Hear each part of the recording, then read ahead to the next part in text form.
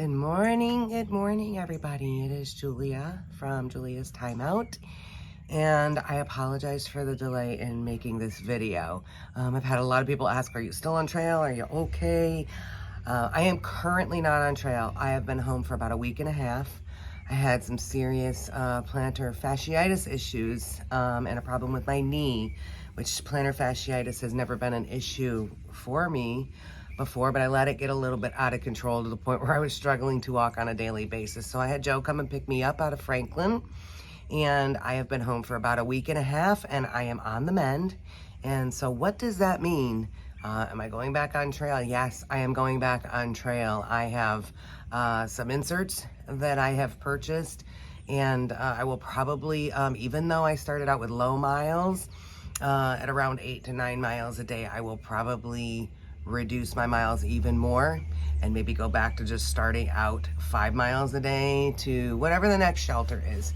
I'll be starting back in Franklin at Winding Stair Gap again, so it's going to kind of determine where the shelters are from there. So here's my game plan for being on the mend. One, I have my inserts, my insoles, and I have added some different exercises that I will be doing, which I was very consistent with those every night in my tent with putting my legs up. I was having swelling in my feet, using the cork ball. There was just some things that I think that I just needed to add it into it. And, you know, some of that, no matter how much you train and practice and stuff, I mean, the ultimate goal is, you know, the things that you have to think about when you get on trail is, one, if you're overweight, you're carrying the extra weight on your body, on your knees, on your joints, all of that.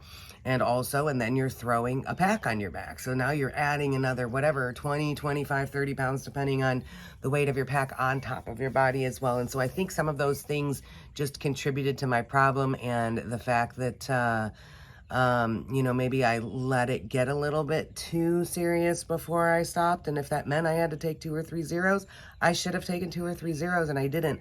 And it was interesting because I actually saw a post yesterday on Facebook about somebody that was taking a lot of zeros, and you know, one of the comments was somebody, you need to take what you need. So I think you get out there and you meet people, and you kind of want to stay at the same pace so you can see them, you know, once in a while. You might not see them all day long, but it's nice at camp or nice when you're in town. And so you try to keep that pace, and no matter what you do to prepare, until you actually get out there and you do it, you just don't know what obstacles may present themselves to you, and you really have to adapt and not really close your eyes to what's around you as far as like what other people are doing and all of that, and just, you know, focus on what you need to do to make sure that it's right for you. So am I going back on trail? I absolutely am going back on trail, and I hope to be back on trail within the next week to 10 days is my goal right now. So that being said, apparently my videos are not real time for my safety, protection of where I am at on the trail.